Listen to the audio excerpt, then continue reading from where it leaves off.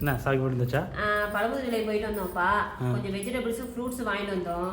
அன்னைக்கு இந்த பழம் பேர் கேட்டிருந்தேன்னா ரம்பூட்டான்னு சொல்லிட்டாங்க. இது வந்து இப்போ ஒரு பழம் வாங்கிட்டு வந்திருக்கேன். இந்த பழம் பேர் என்னன்னு கொஞ்சம் சொல்லுங்க. எனக்கு என்னன்னு தெரியல. ஆனா வந்து இது வந்து வயிறு புண்ணுக்கு நல்லதுன்னு சொன்னாங்க. இந்த பூண்டு மாதிரியே இருக்கு, அல்சர் பிரச்சனை இதெல்லாம் போகும்னு சொன்னாங்க. அதனால வாங்கிட்டு வந்திருக்கேன். ஆனா இந்த பழம்லாம் நம்ம ஏரியால கிடைக்காதோ, தமிழ்நாட்டுல கண்டிப்பா இல்லைன்னு சொல்லிட்டு கேரளா மலைப்பகுதியில தான் கிடைக்கும். இந்த பழம் பேர் மட்டும் சொல்லுங்க. இது ரொம்ப நல்லதுன்னு சொன்னாங்கப்பா. அன்னைக்கு நாங்க வாங்கினோமா, அந்த செம்மையா இருக்கான ஒரு மாதிரி நொங்கு மாதிரி இருக்கு. இங்க பாருங்க, தோல் அறுக்கதான் சிரமம்.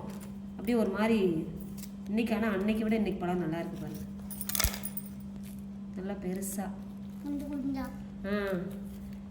இங்க வேற பாப்பா சாப்பிடுவாங்க. சூப்பரா கடா, இது நல்லா இருக்கும். ஆனா வந்து உள்ளுக்குள்ள கொட்டை மாதிரி வச்சுக்கோ. பார்த்து பொறுமையா சாப்பிடு.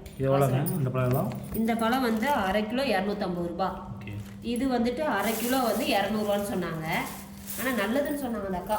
சாப்பிடுங்கப்பா, இதெல்லாம் நல்லதுன்னு சொன்னாங்க. இந்த பாருங்க, கான் வாங்கிட்டு வந்தேன். அப்புறம் வந்துட்டு குட்டி சொரக்காய் பாருப்பா. சொரக்காவே என்னோட இதில் இப்போ அழகாக இருக்குல்ல, நல்லா இருந்துச்சு, வாங்கிட்டு வந்துட்டேன். முள்ளங்கி நல்லா இந்த தலையை கூட பொரியல் பண்ணலான்னு சொல்கிறாங்க. ஆனால் கட் பண்ணிடுறாங்க கடையில்.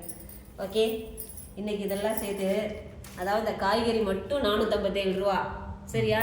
இது தனியாக ஒரு கடையில் வாங்கிட்டேன். ஓகே, அப்புறம் என் சேனலில் ஃபஸ்ட் டைம் பார்க்குறவங்க நிறைய பேர் பார்க்குறீங்கன்னு தெரியுது. சப்ஸ்கிரைப் பண்ணி பார்த்தீங்கன்னா ரொம்ப சந்தோஷமாக இருக்கும். லைக் பண்ணுங்கள், ஷேர் பண்ணுங்கள், கமெண்ட் பண்ணுங்கள். எங்கள் சேனலுக்கு என்ன இருக்கோ சொல்லுங்கள். நாங்கள் எங்களோட இதை மாற்றிக்கிறோம். இன்னும் என்ன இப்போ எதிர்பார்க்குறீங்கன்னு சொல்லுங்கள், நாங்கள் செய்கிறோம், கண்டிப்பாக செய்கிறோம். ஒரு சேனலில் எங்கள் சப்ஸ்கிரைபர் வந்து ஒருத்தவங்க சொல்லிகிட்டே இருப்பாங்க, அந்த அக்கா இதை இப்படி பண்ணு அப்படி பண்ணுவாங்க. எனக்கு ரொம்ப சந்தோஷமாக இருக்கும் சொல்லும்போது. அந்த அக்கா பேர் வந்து ஈஸ்வரி. அவங்க அடிக்கடி சொல்லுவாங்க என் சேனலை பற்றியெல்லாம்.